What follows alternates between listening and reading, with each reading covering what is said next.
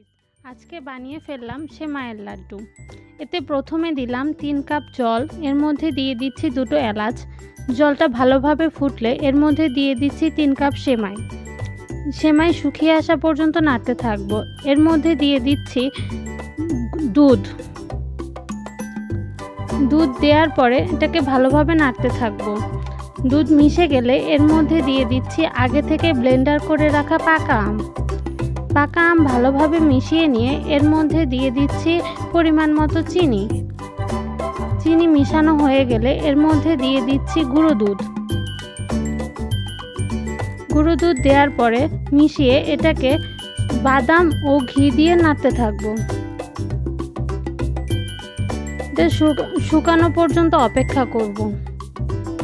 এটা শুকানো হয়ে গেলে একটি পাত্রে ঢেলে ঠান্ডা করতে দিব। ঠান্ডা হয়ে গেলে এটাকে লাড্ডু বানিয়ে সেমাইয়ের প্রলেপ দিয়ে বাদাম দিয়ে এটিকে পরিবেশন করলাম।